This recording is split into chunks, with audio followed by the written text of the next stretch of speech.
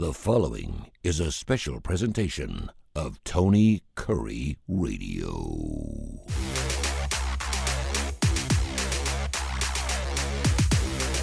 It's our bowl edition of K4Wins. Go to K4Wins.com, K4Wins.com. Why is it K4? Because we got 4 Ks here. Case Keeper, he's the executive director, editor, you name it, for the Las Vegas Sun. He knows what he's doing when it comes down to handicapping. He's out there at Ground Zero in Las Vegas right now. Kip Keefer, of course, he is all over the radio, just like Howard Stern. He is the master and the king of all media, including, of course, his television show on ABC 3340, which I'm very, very happy to be part of on Saturday mornings, ABC 3340. He is down there on the lower right-hand side. Of course, we also have Kai Gregory, who has been doing handicapping for like 35 or 40 years, pretty much plays both sides, knows exactly what's going on. I'm Tony Kurre, of course, worked at ESPN, done sports radio for 20 years. That's why we call it 4K-Wins. We want to do a couple extra shows during this bowl season because so far, I'd say the first 4 bowl games, not exactly riveting, not fun to watch. By the way, the favorites 9-2 against the spread in the first 11 games. Overs going at a 4-7 clip. And we also have some Christmas NBA we're going to get into in just a little bit. We've got our next 4 games: Penn State, Boise State, Texas, Arizona State, Ohio State, Oregon, and Notre Dame only catching a point against the Georgia Bulldogs. We got some really interesting lines coming up. First, Case, I'll start with you. What do you think about the first 4 ball games? I was just looking for something that wasn't a blowout. I was kind of bummed out, to be honest with you. Oh man, you had to go with me with this one. I'm not going to make any friends with this take. The games were bad, but you know what's worse? Are the reactions. I can't believe people haven't learned to not overreact to one game here or there. I say it every year, and it goes against someone different. I felt really strongly about 3 of these games. If you remember last week, I know I said I bet Tennessee, which I super regret to do. You can roll back the tapes, you can listen. I said I didn't really like that. I just probably should have never bet it, but I loved Notre Dame, SMU, and Texas. I said Texas would win by 14. They won by 14. I had Notre Dame 31-21, 27-17. SMU plus 8.5. I mean, the first 4 drives, that game is anyone's game. SMU is going up and down the field. They throw 2 pick sixes, and it changes everything. They get blown out. I don't regret that bet at all. If they play again tomorrow, am I betting plus 8.5? No, probably not, but it's going to be like 13. I take plus 13. I don't understand how people can't get it through their heads. Like, it's one game. We don't need to jump off the ledge. Okay, what was the average scoring margin of these games? I think it was 19. What's the average scoring margin of all the college football semifinals? We had 4 teams, 18.5. And that was at neutral sites. I know we had some good games, maybe last year, 2 years ago. So now people think that the games are always good. This is college football. There's always blowouts. And I just, all the talking heads is driving me crazy. We're supposed to get again, I'm not making any friends here. I know this is an Alabama-based show. We're supposed to get down on our knees and lick Alabama's boots. You know who played worse than in any of these games was Alabama against a much worse Oklahoma team. 3 losses. I mean, the reaction to these games is just completely puzzling to me. Sometimes you think you're losing your edge when you have a bad week or 2. In gambling, I think it's natural. I think I'm good at dealing with the swings, but then when I see how people just completely overreact to, one game, or this is a weird sport where we're playing with like a spherical pigskin. Weird things happen. Blowouts happen all the time. The markets go crazy based on these things that happen in a 60-minute span. It's just insane to me. Everyone just needs to calm down. There's going to be good games eventually. The Alabama love is just completely perplexing to me. I mean, talk about a quarterback that struggled with turnovers and killing their team this year. I mean, you got blown out at Oklahoma worse than any of these teams statistically did, except maybe Tennessee, who, by the way, actually beat you. So, I'm probably going to get canceled on the Alabama airwaves now. And I've been pro Alabama in the past. I thought they should have made it last year. They get every benefit of the doubt usually. They earned it usually. They didn't earn it this year. Get over it. The field was fine. We didn't get anything different than we normally get. There's a big gap of talent in the top teams in college football, and it happened once again this weekend. That's what I'm talking about. That's why I want to start the show. Kip, I know that we were going back and forth on text a little bit, and you certainly had some things to say about SMU, and you had a lot to say about the committee going in. Listen, it's difficult to be in this committee. It really is, because from week in to week out, you really don't know who's going to win what, because you're talking especially about when you don't do any work or look at any data or watch the games. We're still gambling on a 17 and 18-year-old, so I try to remind myself of that. The only thing that I will say this is it just seemed like every game was a blowout right from the get-go. And I think that was the big surprise. I was sitting there watching the Clemson game with my son, and hell, they made it a 7-point ball game, and they had the ball twice. Had a chance to actually tie it up, and they were down big time in that ball game. But what were your initial thoughts, Kip, on the first 4 ball games? Because we got 4 more coming. Well, I like the idea of the on-campus sites, but when you have teams that really, frankly, should not have been in the field and they're playing on the road, it was just a waste of time. The Indiana, the very first game, the NFL is so much better at marketing than college football. To make Indiana Notre Dame the marquee first ever primetime college football playoff game was just absurd. Indiana was just the most undeserving team to be in that field. If you look at their record, they played the 6 teams of the 6 teams in the Big Ten that did not qualify for bowls. They played and beat 5 of them. They didn't play 3 or 4 they didn't play Illinois or Oregon or Iowa. The only legitimate game they played was Ohio State. And just like I said on that show, they won't be competitive in that game because they're just not any good. Cignetti, Coach of the Year. Well, good job, Cignetti. You beat Purdue and Northwestern. I'm sorry if I'm hardcore on this, but that was just a tremendous opportunity loss for college football. None of those games, not a single one of the 4 games, were competitive at all. Maybe 19 points was the average spread, but anybody watching those, Indiana tacked on 2 touchdowns at the end where it meant nothing. Clemson did give a good effort, but they've got some pedigree. That one figured to be pretty good, but I just was really disappointed, and I think it just got the whole expanded playoff era off to a bad start by having teams that frankly just didn't belong, and on the road to boot, they just weren't even competitive games. I don't see where this year is going to be any different than any other coming year. I just don't. I think the differences are just too big between 1 and 4 and 4 and 12 and 8 and I really don't. Kai, you can crystallize this thought for me. I think we're going to have blowouts from here on out every single round, every single year, because there is such a huge difference between the top 2 or 3 teams, and of course you're talking about the 10th, 11th, and 12th team. We wanted to get more teams involved in so the fan bases could be involved in it and make more money for the sport, and it's working, and that's exactly what's happening. Kai? Anybody know what I'm doing right here? I'm beating a damn dead horse. Yeah. The games are over. Tennessee, nobody said Tennessee didn't belong. They got beat the worst out of anybody. Absolutely. Last week, they sucked. They weren't going to go on the road and win. They had no chance. I feel sorry for the 35,000 Vol fans that drove to Ohio to watch that, especially after seeing everything. I think it's great that you're on campus, but it is more proof that it is a huge, huge advantage of being on campus in that situation. Whether the teams belong or not is even inconsequential. I'm looking forward to some bowl games that don't matter to anybody except the kids on the field and the people that bet on them.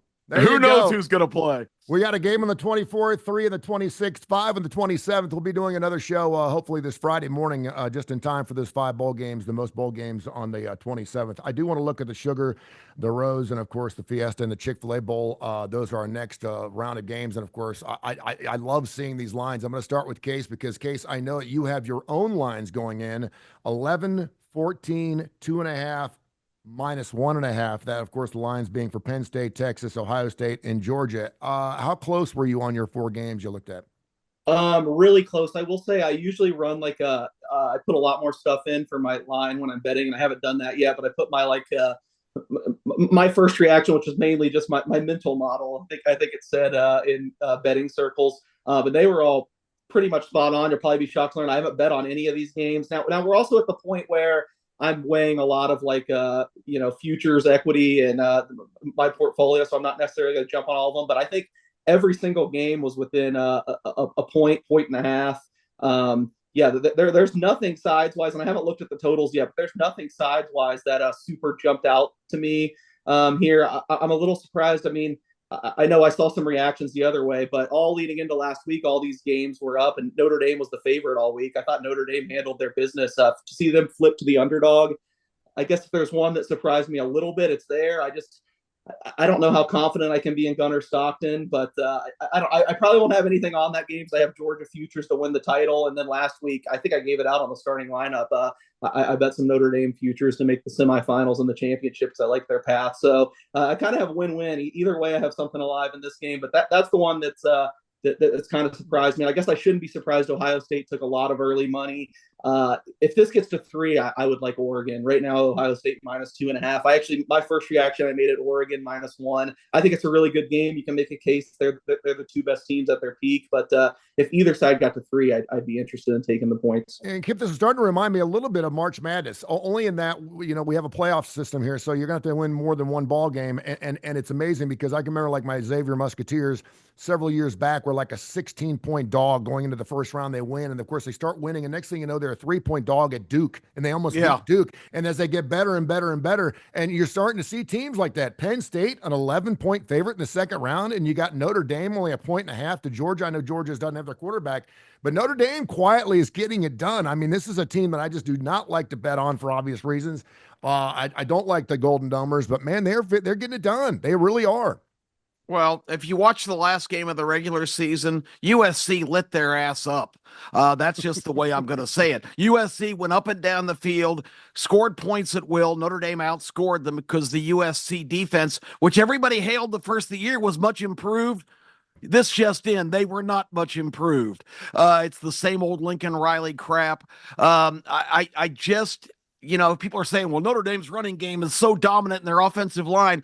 Texas ran for 290 yards against Clemson. In 2 games against the Georgia defense, Texas has not gone over 50 yards total in either one of those games. I think the Notre Dame hype is just that. I think they've got some legitimate players, but I don't think Riley Leonard's going to beat you throwing the football. I think they have to run the ball, and I think Georgia matches up extremely well against them in a low-scoring kind of game. I don't think they're going to cut Gunnar Stockton loose, but he creates a dynamic that Carson Beck doesn't bring. He showed you his ability to make plays with his legs in the Texas game. They had 260 more yards in Gunnar Stockton's half than they had in Carson Beck's half. So I'm not gonna sell out Georgia here for the Gunnar Stockton factor. I think in some ways it could even be a slight advantage. Not taking anything away from Beck because he is a pinpoint passer, had a rough year. That wasn't all his fault. A lot of times it was pressure or receivers running the wrong routes or dropping the football. But I don't think Gunnar Stockton is that big a step back. I remember when Carson got the lead against Alabama late in that ball game, and all they were talking about was this is his Heisman Trophy moment. This is his moment. This is his moment. And I'm thinking, and of course, every time I look at the guy, it looks like he's stoned. He's got the stoner look with the eyeballs. I just can't help myself but look at a guy like that and say that's my leader. He's the stoner. Kai, I think it's really interesting too. We have a rematch too between Oregon and Ohio State, and obviously Oregon got the best of the Buckeyes 32-31 early in the season. Here they come back in as a 2.5-point dog. What have you seen between these two teams since the first time they played? Well, I'll tell you, I don't think anybody in the country was going to beat Ohio State Saturday night. I really don't. The way they play. If they play like that. But if anybody can beat them, it'll be Oregon again. I'm taking Oregon. I don't care if Oregon's favored. Either way, I think part of that is because Ohio State just beat the Vols like a redheaded stepchild. Maybe that's what it is. But, those I'll get to more later next week as we get to those games because, I'm sitting here watching Coastal Carolina and UTSA, and they're exhilarating 0-0 at the end of the first quarter game where neither one of them has a first down, where the 14th string quarterback is throwing to his little brother. I laid you're 10 the only with one UTSA and thought I had a good bet, but they look terrible.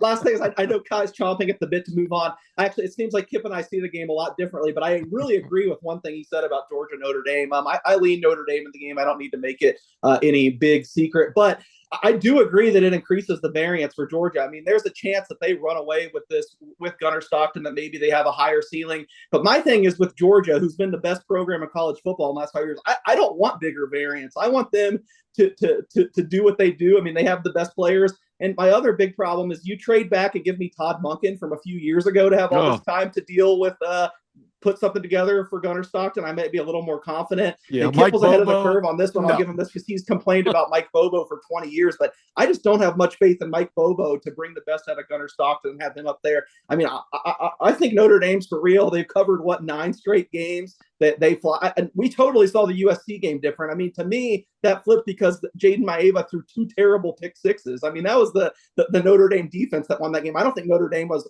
USC really going up and down the field on them? I mean, I think Notre Dame outgained them by like a yard per play. So I don't know. That's going to be a great game. I could see it going either way. A lot of variance. We agree on that, but it's hard for me to hitch my wagon on Mike Bobo, who outside of like a couple halves this year, I've been pretty underwhelmed in. Well, I can't refute that point. There you go. I love Tony, it. you haven't even mentioned this weekend our record. We went 11-4 on Saturday, Nice. 6-2 on Sunday, so 17-6 over the weekend, which improved us to 399 wins, 229 losses, and 21 pushes on the season. Let me tell you what now, in the National Football League, this is where you really need to have your you-know-what together, too, because the lines are just, I mean, they're moving all over the place, and obviously you got some teams that want to play, some teams that don't want to play. It's amazing how often you see teams where you're thinking to yourself, okay, they win, they're in, and they'll lose. I mean, it's going to happen again. I'm just praying my Cincinnati Bengals can win out, maybe get an outside shot at maybe a playoff. Just bet Detroit over their team total every game. You'll win money. And Detroit over their team total. You'd be a winner chicken dinner. Hey, before we get into some of the Christmas NBA stuff, we'll do that towards the end of the show. Let's go ahead and run around the horn here and give us some of your best bowl games. Kip, we'll start with you. I don't really like a whole lot this week in the other bowl, the all caps word, other bowl games. I do look at Pittsburgh and Toledo. Toledo has been the team that has been pretty competitive in recent years. I don't think this was a very good Toledo team. They kind of fell back more mid-pack in the MAC. And Pittsburgh was celebrated just up till a couple of weeks ago. They were undefeated and then hit the wall with a couple of bad losses, got blown out at SMU. Then Virginia went in there and beat them, which that's a bad loss. But I got to think Pittsburgh has a lot more pedigree than just a subpar Toledo team. Toledo's high mark this year was going to Stark Vegas and beating Mississippi State, but in MAC competition they weren't very formidable. So I think the Panthers and again I don't even know who's the defectors and who's going to play in that game, but the line's 6.5. I think Pittsburgh just better overall top to bottom than Toledo. And the other game is because we're probably, even if we record on Friday morning, the Birmingham Bowl kicks off about 2:30 local time. We probably don't have time, so I want to get that in. Georgia Tech was playing as well as anybody down the stretch. They knocked Miami out of the playoffs. They took Georgia 8 overtimes, played a fantastic game. The team rallies around Haynes King he might be more significant to that team than any player in college football this year because he is the heart and soul and blood and guts of that team. Vandy's had a great year. They've achieved their goal. They're 6-6. They're in a bowl game. But I just like how Georgia Tech's playing, and that game's just 2.5. And Brent Key is from Trussville, Alabama. He's a Birmingham guy. I think it's going to be important to the players that he comes back to his hometown and makes a statement. The Yellow Jackets are an up-and-coming program. I like them over Vanderbilt. You know what? I'm glad you brought that game up because that's I love the fact that we have a bowl game here. A lot of people are like, that'll never last. It's been going on for 25 years. I remember seeing what was the All-American Bowl, I think it was, in 1987. Yep, that's what they had before. Yeah, and I still have a ticket stub from like 1987 or 1988. I love the bowl games. 84 was Vandy and Air Force also in the All-American. Yeah, oh, that's true. It sure was. It sure was. And I'm liking Georgia Tech as well. I think Vanderbilt had just a great season, 6-6. I think anytime Vanderbilt can go to a bowl game, they get to take their tape off their glasses and they get to just not study for a couple hours up at Vanderbilt. They're too damn smart to win football games. I'm taking Georgia Tech all day long. I like K-State. The team total over as well as over 51 in the ball game. They've been putting up some big nut points. And then a guy I've been going with Bill O'Brien all year long. He's catching 2.5 Boston College against Nebraska. I just every time I look at Nebraska, they're putting up an egg somewhere. But I'm going to take Boston College. Just 3 of the games that I like, and of course things can change as we go on. Case, what do you like? Yeah, I mean, honestly, I'm kind of like I've bet a lot, of course, anyway. Even though I'm going to say I'm kind of like Kip though, and less excited than Kai. I really just like nothing. I find this bowl season so tough, especially with we talked about opt outs and all that. You feel that I feel like now it extends to the coaching staff. As you kind of used to have to have a handicap how much the teams wanted to be there. Now it's the coaching staff. Like, how are they splitting their pie towards working towards next year, working in the portal, actually caring about this? So it's sad because I feel like bowl season's really been my specialty. Even before I started taking this, super seriously 5 years ago, I did great on bowl season for 15 years. That being said, I still bet on a bunch of stuff. I agree with Kip on one. I did bet Pitt -6.5. I think I just bet that yesterday. I think this game's reminiscent of how a lot of bulls are now. You kind of wait for the initial first big move, and then you decide if you want to buy back on it or not. This opened 9.5, all the way down to 6.5 now. There's some rumblings that maybe Eli Holstein could return for Pitt. I mean, Toledo was just terrible down the stretch. I know, like, Kip said they had that huge win at Mississippi State, but to me, that doesn't even really age that well. I mean, how terrible was Mississippi State? I saw there was, one prominent national reporter that I follow and think is a really good stuff was saying that SEC coaches were kind of went to the ultra vanilla playbook, that he had sources that they were like testing things out against Mississippi State. So I think this team was even worse than we realized. So I did bet Pitt -6.5. We match on the Kansas State game. I think right after I said the game's totally changed and bowl games are so different, I think this one's kind of like the classic. Rutgers overachieved this year. I think don't have that great of a roster. Kansas State underachieved. They had a roster that should have competed for the Big 12 championship, but they could never really get it together. I like that kind of come into the middle after they've had several weeks to prepare. So I like K-State there. I only because this got to 3. I do disagree on the Birmingham Bowl. I bet Vandy +3.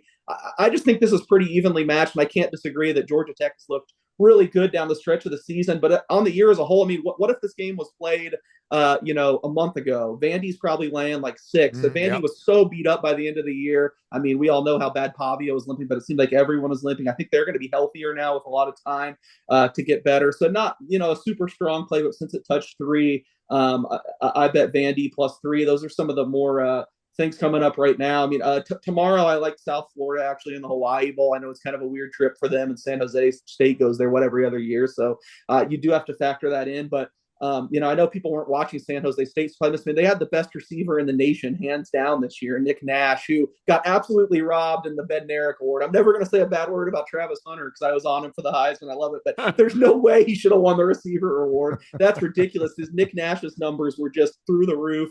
He opted out to prepare for the NFL draft. I don't blame him. San Jose State lost some other guys. I just think it's hard for a program like that only has so many game changers on the field. I don't even think they're playing their better quarterback. The kid they benched is in the portal. So I did end up taking a little bit of South Florida.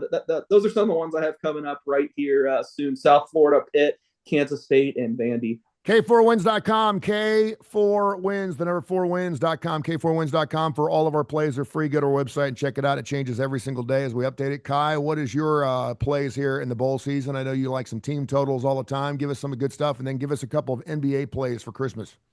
Well, one of the things I think that is kind of our job, on this is also to kind of give people the information that they need. Talking about, Nash being out for San Jose State tomorrow. The rest of San Jose State's receiving corps has 13 total touchdowns. That's how big a deal he is and has been to them. You're going to get a heavy dose on the run tomorrow because so many receivers from both teams are out. So you're going to get Joyner for USF and then Chalk for San Jose. And the total has gone from 60.5 to 63 now. And I don't see any way it goes over unless there's 2 or 3 turnovers by each team in those games.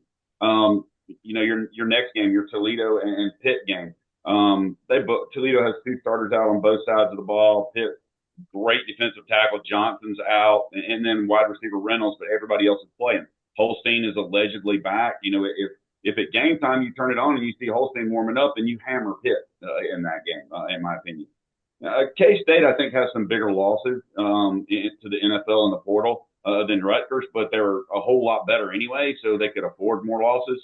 Vandy and Georgia Tech that you talked about. I think a big thing is that Pyron for Georgia Tech is out. He's the one that has come in for them and made all the throws against Georgia. He was the quarterback that came in. He is their passing quarterback. Haynes King is going to run. I think that's a big deal in that game. I really like Vandy. I like Vandy over their team total. It has gone up to 24, and some places I'm seeing 24 and a half. This game opened at 51 and a half on the total. Now it's 54 and a half. Vandy's missing some defensive players. Georgia Tech is. I really like the over in that game. Bowling Green, Arkansas State, some major changes. The total went from 50 to 50 and a half. Bowling Green's team total went from 28 to 30 and a half. Why? Because they're playing against Bush Jones, who sucks as a coach. We've said that forever. So you have to go that way. No personal experience there. Oklahoma opened at 9 originally. Then it was 4.5 3 days ago. Now it's 3. I love Navy's team total over 20. I know Navy has done nothing until they stood up and played Army. And I mean, let's be honest, they played very well. I love that team total over for them. Oklahoma's going to be missing a ton of players offensively and defensively. And then you've got probably the last one that'll end up happening before we start. I mean, look at some of the stuff with Texas Tech and Arkansas, not to bore people, but how many people? Arkansas is going to have 6 scholarship offensive linemen available for this game. That's it. They're missing 4 of their 5 starters. 3 of the guys have not played a down this year for their line, yet they're a 1.5 point favorite. The total's gone from 52 to 54.5. Texas Tech's offensive coordinator, defensive coordinator are gone. They're starting quarterback. They're going to start a freshman at quarterback. So what do you do? These are things you have to look at. And then, Syracuse and Washington State. Nobody's lost more than Washington State. Their coach, their offensive coordinator, defensive coordinator, quarterback coach. 16 starters out for Washington State. That line opened at 4 or at 11. It's up to 16.5. I absolutely love Syracuse in that game. I like them a lot better when I bet them at 14, though. All right, let's go to Christmas Day. What do you got in the NBA? We got 5 games, and they're all good games. One road dog, the Denver Nuggets -1.5 at the Suns. But, the one I'm looking at, and it's probably some bias on my part because my son is a big Golden State fan. He loves Steph Curry, playing the Lakers. The Warriors are -3.5. After losing to Memphis by 50 the other night, and what's possibly one of the worst basketball games I've ever seen the team play. You got to look at that. Philly, Boston, the thing for everybody to do is wake up on Christmas morning whenever you're going to turn the NBA games on and see who's actually playing in these games because I don't know if Embiid's actually going to play for Philly against Boston. Boston -9.5 in that game. Minnesota's at Dallas. Dallas -2.5. Luka's supposed to be back. If Luka's back, that's my bet of the day. Dallas -2 right there. All right. K4Wins.com, K4Wins.com. Check it out and call it. Check it out every single day. We'll do another show coming up on Friday morning as we get ready for 5 more bowl games on December 27th. Gentlemen, thank you very much. Thank you, Tony.